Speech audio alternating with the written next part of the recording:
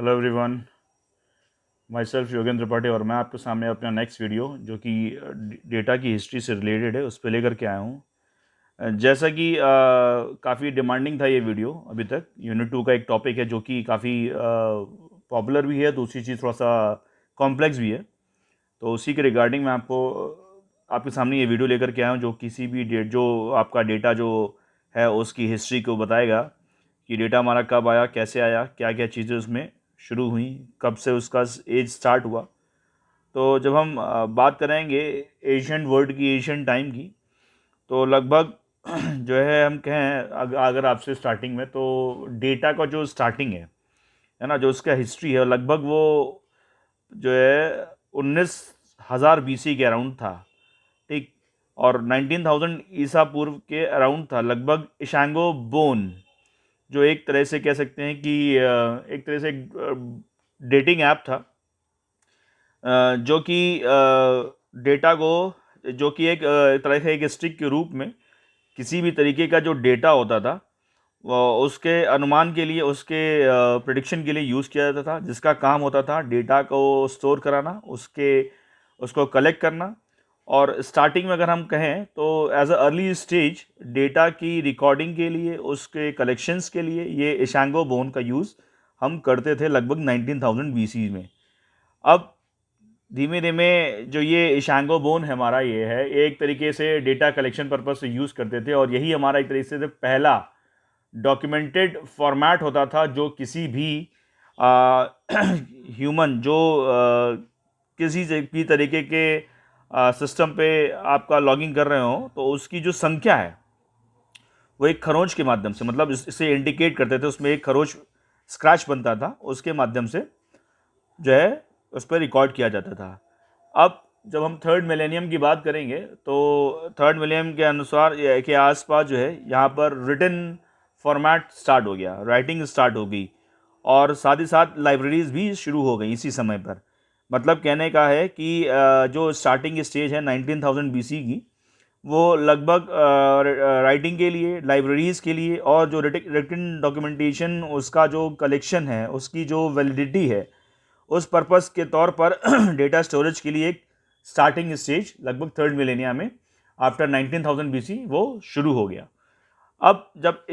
बहुत से लोगों के सामने ये प्रॉब्लम आ रही होगी कि इशांगो बोन है क्या, एक तरीके से कह सकते हो कि एक ऐसा डेटिंग ऐप था जिसके थ्रू हम किसी भी तरीके की चीज़ों को रिकॉर्ड के रूप में रख सकते थे, कलेक्ट कर सकते थे, और जो कलेक्शन होता था with the help of scratches, जिस पर्टिकुलर बोन में जितने स्क्रैचेस होंगे उसके हिसाब से उसकी स्टार्ट्स उसमें मेंशन किए जाएंगे और उसका काउंटिंग की जाएगी, मतलब न्यूमेरिकल इन्फॉर्मेशन नंबर्स के फॉर्म में उसमें स्टोर की जाएंगी जितने इसमें स्क्रैचेस होंगे। अब बात करते हैं उसके नेक्स्ट फेज की। जो हमारा नेक्स्ट फेज था वो लगभग 1600 BC या 1600s के अराउंड था, जिसमें हमने जो डेटा है वो पहली बार इंग्लिश में यूज़ किया गया। फर्स्ट टाइम जो है 1600 में डेटा इंग्लिश में आया, जो कि एक तरीके से लैटिन से डिराइव वर्ड है, जिसका मतलब होता है एक तरीके से एक फैक्ट, ठीक है, या जो आप मटेरियल प्रोवाइड कर रहे हो। हमेशा जब हम फैक्ट्स की बात करते हैं तो ये न्यूमेरिकल कैलकुलेशन के पर्पस से यूज़ किया जाता है डेटा का मतलब। जो डेटा वर्ड जो है हमारा, वो एक तरीके से लैटिन वर्ड है, और डेटा से निकला हुआ, जिसका मतलब होता है किसी भी तरीके का कोई भी फैक्ट जो कि किसी भी नॉर्मल न्यूमेरिकल पर कैलकुलेशन के लिए उसके पर्पज से यूज़ किया जाता है। अब बात करते हैं नेक्स्ट फेज़ की, जिसमें जो 1663 BC में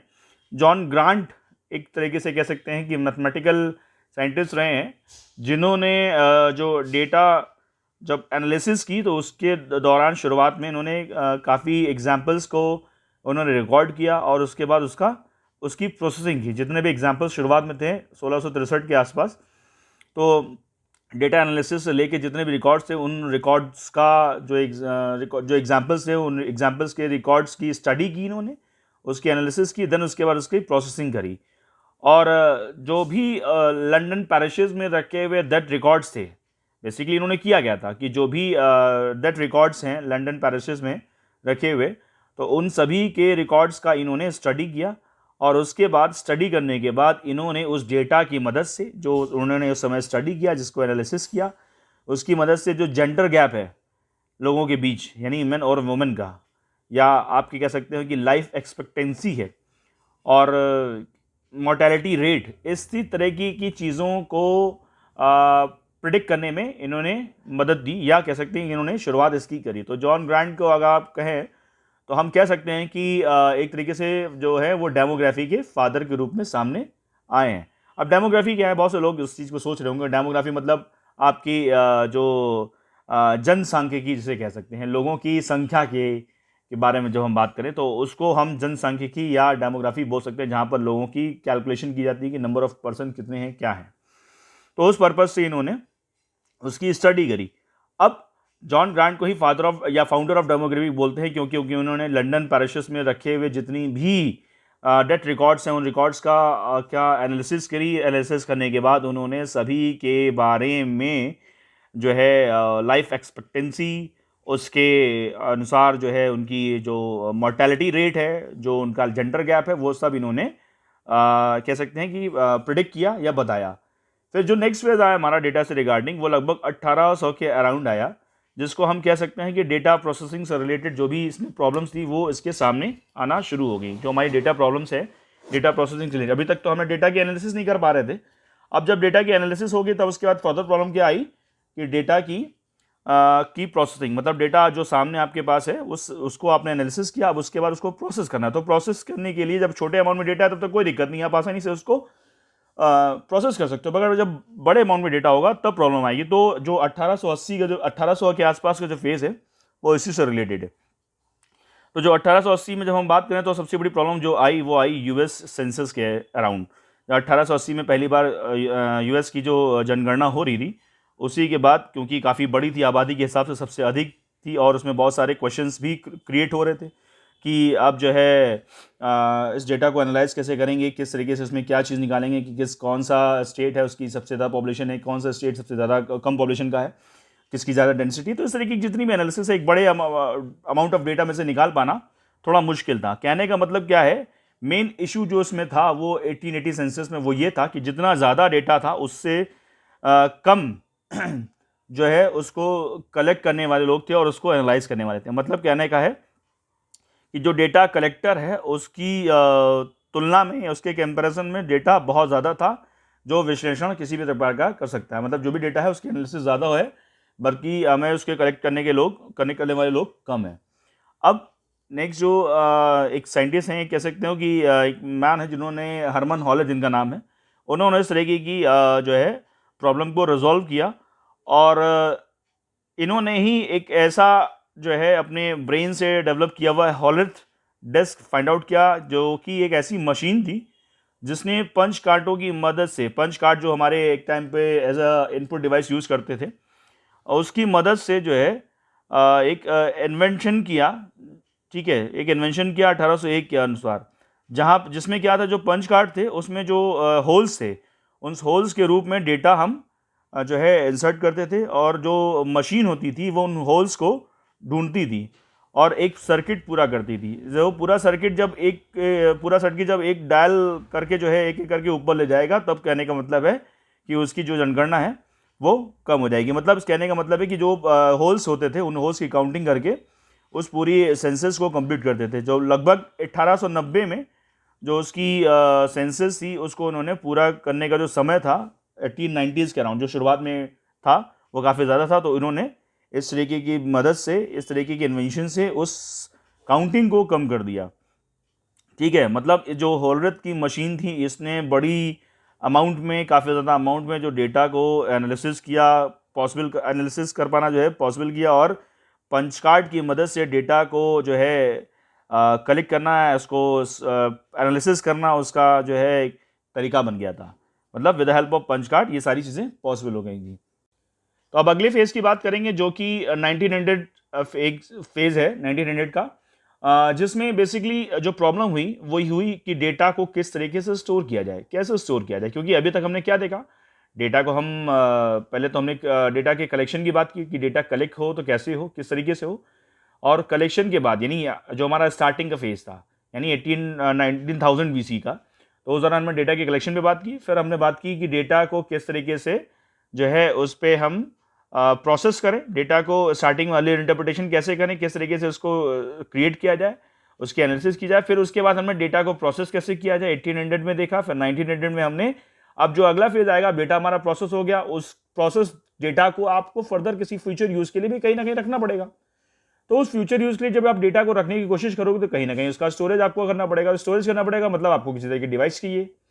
अब अगर आप किसी भी, उस समय तक कोई भी ऐसी डिवाइस नहीं थी जहां पर आप डेटा को फ्यूचर यूज के लिए यूज कर सकते थे या रख सकते थे, कि अगर आपको फर्दर अगर उसका यूज देखना है या फ्यूचर में इसका काम मिलाना है,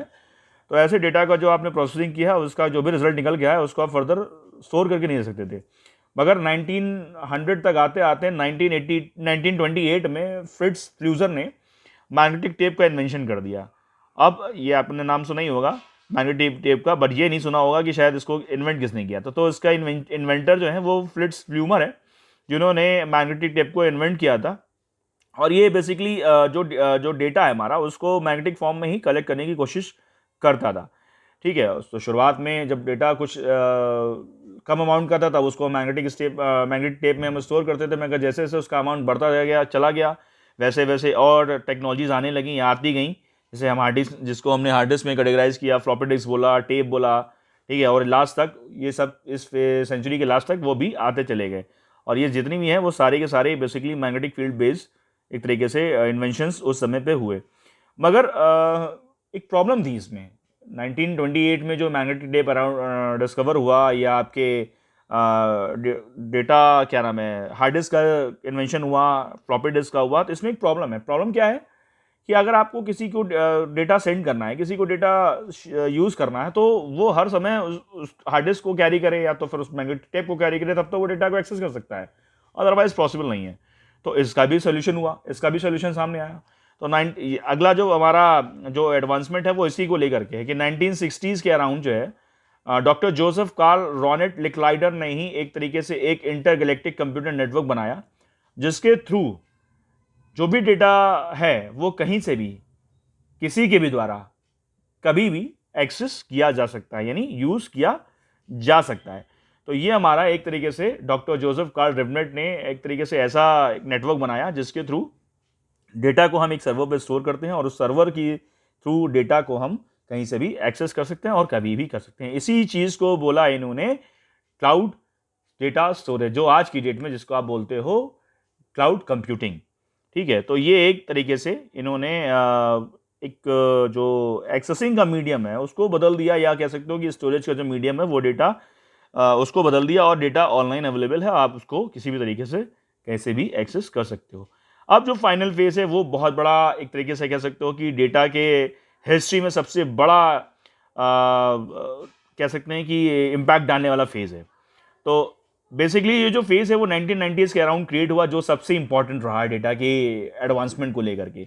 और इसको जो डेवलप हुआ वो इंटरनेट की खोज से या इंटरनेट के इन्वेंशन से इसकी जो बढ़त है वो और बन गई। तो इसको जो डेवलप किया वो सर टिम बर्नर्स-ली ने इंटरनेट को डेवलप किया, जो बेसिकली एक तरीके से कह सकते हो कि हाइपरलिंक्स और हाइपरटेक्स्ट के कॉम्बिनेशन से बना हुआ है, जिसमें हम डेटा को किसी भी तरीके से कहीं पर भी जो है वो शेयर कर सकते हैं। ठीक है, और कह सकते हैं कि जब हम 90s की बात करेंगे तो उसमें 97 में जो है वो गूगल ने भी स्टार्ट किया काम करना, और इस तरीके से बहुत सी चीज़ें ऐसी हैं जो इन्वेंशन के तौर पर शुरू हो गई, और हम उसको डेटा को शेयर करने के पर्पज़ से भी यूज़ करने लगे, इंटरनेट का यूज़ करते हुए बहुत सी और चीज़ों के लिए डेटा का यूज़ करने लगे। तो मतलब कहने का जो बल्क अमाउंट में डेटा आपके सामने है, उस डेटा को आपने कैसे दूसरे तक पहुंचाना है, तो उसके लिए कुछ ना कुछ आपके पास ऐसे इन्वेंशन होने चाहिए जो लगभग 1990s में आपके सामने देखने को आपको मिले। तो एक बार हम डेटा की हिस्ट्री की हम बात करें तो सबसे एक बार इस चीज़ को फिर से हम रिवाइज करा देते हैं एक शॉर्ट फॉर्मेट में, और आपसे कह सकते हैं कि जो डेटा हमारा है वो बेसिकली जो क्रिएट हुआ, जो इन्वेंशन हुआ, वो कह सकते हैं शैंगो बोन जो है 19,000 में शुरू हुआ, जिसमें एक तरीके से स्क्रैचेस के माध्यम से डेटा की रिकॉर्डिंग शुरू हो गई। उसके बाद जब हम फर्दर फिर चेंज आया तो लगभग जो है स्टार्टिंग जो अर्ली फेज़ आया हमारा, उसमें जो है अर्ली फेज़ में डेटा को इन्होंने, डेटा कहाँ से आया, क्या है उसका मतलब, लैटिन वर्ड आया, उसका मतलब है फैक्ट से। तो उसके बारे में फिर जॉन ग्रांट ने 1663 में डेटा एनालिसिस की शुरुआत करी, और शुरुआत जो करी उन्होंने वो लंदन पेरिशेस में रखे हुए जो डेट रिकॉर्ड्स थे उस रिकॉर्ड्स का एनालिसिस किया। उसके बाद फिर उस रिकॉर्ड्स के बिहाफ पर जो एनालिसिस की उन्होंने, उसके बिहाफ पर उन्होंने जो जेंडर गैप है, जो चेंजिंग मोर्टेलिटी रेट है, और जो आपका लाइफ एक्सपेक्टेंसी है उसके बारे में प्रेडिक्शन कर दिया उन्होंने। फिर इसी बिहाफ पर जो ग्रांट को हमने जो है डेमोग्राफी का फाउंडर बोला, यानी संस्थापक थे वो, जहाँ पर लोगों की गणना जो है, इंसानों की गणना वो की जा सकती है। फिर बात हुई 1800 फेजेस की, जहाँ पर डेटा की प्रोसेसिंग की बात आई, क्योंकि वो डेटा बहुत स्मॉल था तो इसलिए जॉन ग्रांट को इतनी प्रॉब्लम नहीं हुई। मगर जब बल्क अमाउंट में डेटा आने लगा, मेन प्रॉब्लम वहाँ से स्टार्ट हुई। तो जो मेन प्रॉब्लम थी वो 1880 में यूएस के सेंसस के बाद से स्टार्ट हुई, जहाँ पर जो है डेटा अधिक था बट उसको कलेक्टर डेटा के वो कम थे, जहाँ पर डेटा को प्रोसेस नहीं कर पा रहे थे। तो हॉलैंड ने इसका सोल्यूशन प्रोवाइड किया। उन्होंने एक ऐसी डेस्क बनाई, एक मशीन बनाई जो पंच कार्ड के माध्यम के थ्रू जो है वो डेटा को